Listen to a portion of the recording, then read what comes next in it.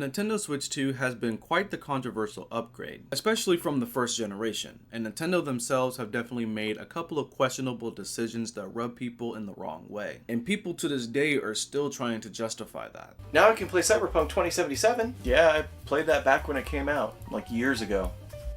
Honestly, some of the things really didn't sit right with me, especially since I'd be rocking a 3DS on my everyday carry whenever I'm on break from work. This is the Nintendo Switch OLED, and this was released back in 2021. I can confidently say that this console is worth your hard-earned money, and I'm going to show you guys why I feel that way in this video.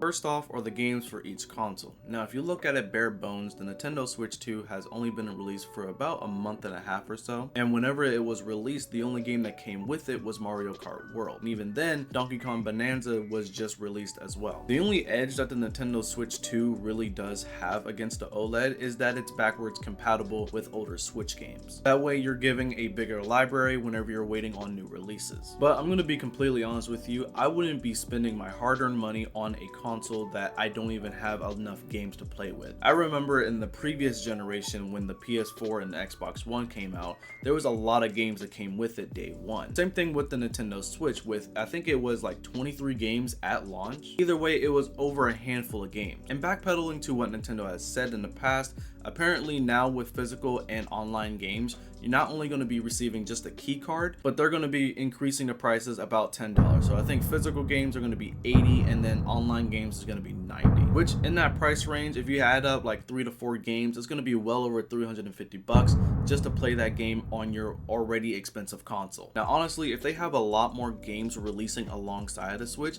the price could be justifiable, but honestly, I'm not going to be playing the same 3 games, get bored of it, dish it back to the side, and then come back whenever a new game comes out. And that's kind of the huge problem of this generation whenever they release the console and only have a couple of games selected around it. But that is a whole nother video for another time. But with the OLED Switch, you don't really get that much drama. You get the entire library of whenever the Nintendo Switch base first released. And if you really want the new games that are coming out, you're not going to pay that new standard of pricing. I think the only drama that you might be getting yourself into is whenever you're playing a co-op game with your friend, or in my case it is my girlfriend, which it kind of got very competitive. So when we start this game, we're gonna be on soups and burgers level, okay?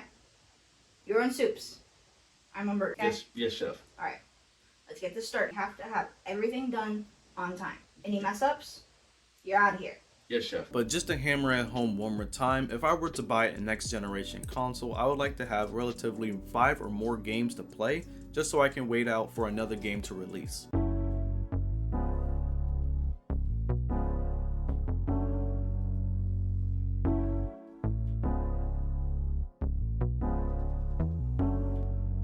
The screen on this thing is honestly amazing. Now I am kind of biased and also addicted to an OLED screen, but whenever I see this screen, I just go like, man, these colors are really popping. Like they're popping. This carries a 7-inch 12 by 80 by 720 panel that is 60 Hz. Now I've honestly been going back with this and the PS5 Pro, and my statement still stands. The extra frames are great, but it's not the end of the world if your screen is 60 Hz, especially if you don't have a TV that's capable of 120 Hz. And whenever you're in handheld mode, you really don't see a difference unless you plug it up on like a 120 Hz monitor right there or 120 Hz TV over there. I'm over here acting like I know where your guys' monitors and TVs are. What? The Switch 2 has a slightly bigger screen coming at 7.9 inches with a 1080p LCD panel. Now Nintendo, I got a couple of things for you.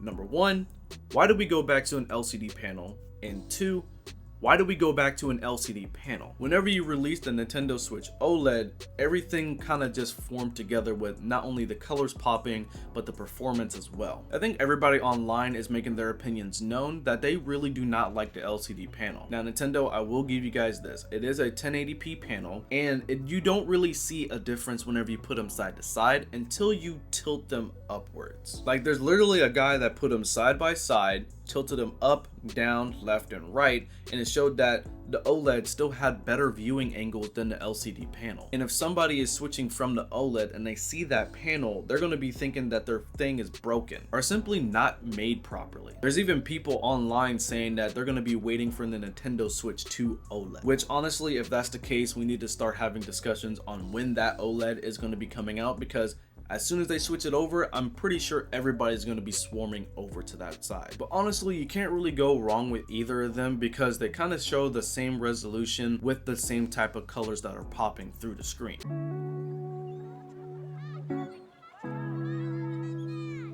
Now, whenever we talk about software updates, I'm pretty sure they're going to keep pushing it towards the OLED well into the Nintendo Switch 2's life cycle, as long as there's demand for it, and that goes with the game side as well. If you're looking at the competition, it's nothing new. They definitely brought more support with the older consoles than the newer consoles, just so they can release a little bit more games just for the player base to switch over to the next generation. And after a good amount of people have switched over, they kind of start cutting off the bad fruit from the tree. Now, like I said, at the time of recording this video, if any new game comes out for the Switch OLED, it's going to be this other standard pricing, not the new standard that they're trying to go for. And if anything changes, I'll make sure to make an adjustment in my description. Now, like I said in the first half of this video, the Switch 2 has released I think a month and a half ago. So you can relatively find it for about $500 USD, and I don't know if it's going to be before or after tariffs. But for the OLED, you can easily find it for about $349 or literally half the price if you go with the international model. This one that my brother got was literally $249. And this is the Legend of Zelda one, which honestly looks so fucking badass. I honestly like the gold trim and everything. Whenever I was playing with this Switch, I honestly did not want to smudge it or lead anything. Like every time that I put it down, I literally had like a microfiber and kept on cleaning it. But I usually do that with all of my controllers anyways. I clean them literally every single day. But honestly, I still think this is a great deal, especially if you're trying to look for other things to release on the Nintendo Switch 2 before making that jump. And honestly, I don't blame you. There's been a lot of things that Nintendo has said and done in the course of 5 months that definitely made people go, oh, I'm gonna take a step back before making that jump again. Because in the consumer's eyes, they don't want a unfinished product, especially if they have to wait for updates and new games to drop on that said console.